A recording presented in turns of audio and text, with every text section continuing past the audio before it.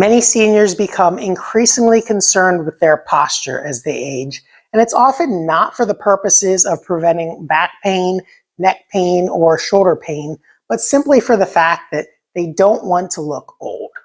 But there are 3 common posture myths that may actually be making your posture worse.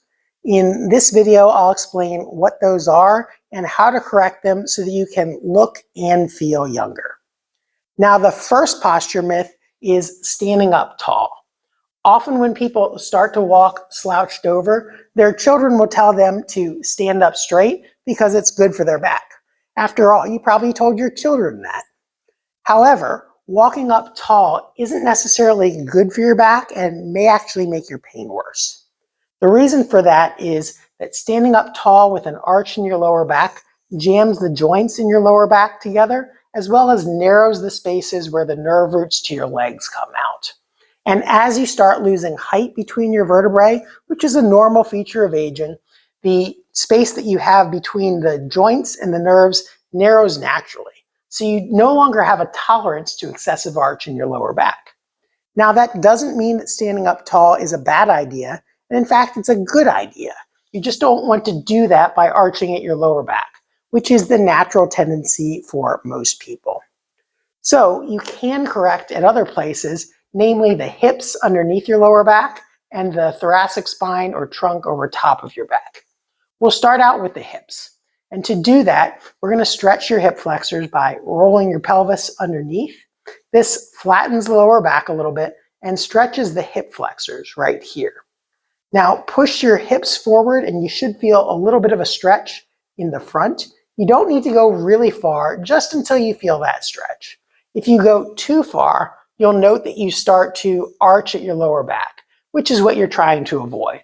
So again, just take a small step, roll your pelvis under, keep your lower back at a relatively neutral position, and then push the pelvis forward until you feel a stretch. Now, the other way that you can stand more upright is by decreasing the rounding in your upper back. Many people will develop a rounded upper back and forward shoulders from years of working at desks or working on computers. They tend to be rounded right here. And if you're rounded in the upper back, you can come more upright from arching in the lower back. But again, that often increases lower back pain. So to decrease the rounding in your upper back, here's an exercise that can help.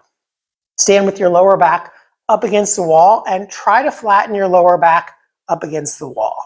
If you do have a rounded upper back, it's likely that your shoulders won't touch, and that's okay. Just try to lift through the chest, take a deep breath by pushing your belly out, and that'll help you to straighten up just a little bit. But note that you want to keep your lower back flat on the wall.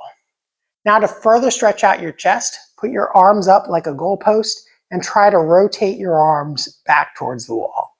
Again, it's unlikely that your shoulders or hands will touch the wall, and that's okay, but you should feel a stretch across the front of your chest and shoulders when doing this. Try to hold this for a total of 1 minute, but that may be 1 set of 60 seconds, 2 sets of 30 seconds, or 4 sets of 15 seconds. Repeat that frequently throughout the day, and that'll help you to correct your posture in your upper back. So that's the first myth, standing up too tall. The second myth is pulling your shoulder blades down and back. Many people will do this in the military or in sports, or at other times they're told to pull the shoulders down and back. But that actually pulls more tension on your neck. Your thoracic spine is rounded where your rib cage comes around like this, and your shoulder blades should sit on the rib cage. That means they naturally lie about 30 degrees in front of straight across.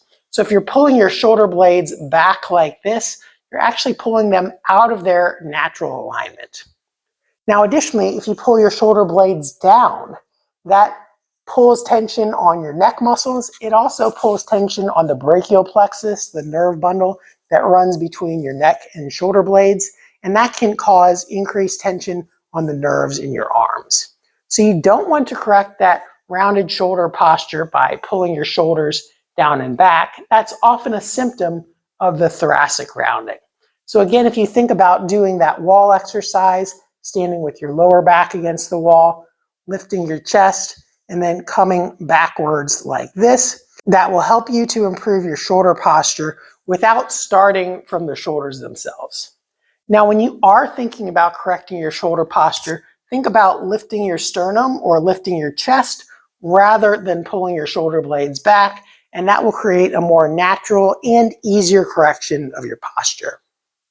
Now, the third posture myth is doing a chin tuck or cervical retraction like this. Now, it is good to balance your head over top of your neck, over top of your shoulders. But if you think about your body like a skyscraper, your head is the top floor of that skyscraper. And if you were building a building, you wouldn't start at the top, you'd start down at the foundation. So start out by correcting your lower back posture, and then correcting your upper back posture, and then your head should naturally fall over top of your shoulders. Now, you may look upwards like this if you have some stiffness in your neck from being in a forward head posture for a long period of time. So you may have to do a little bit of a correction just by doing a small head nod like this, but it's not a cervical retraction where you're pulling everything back like that.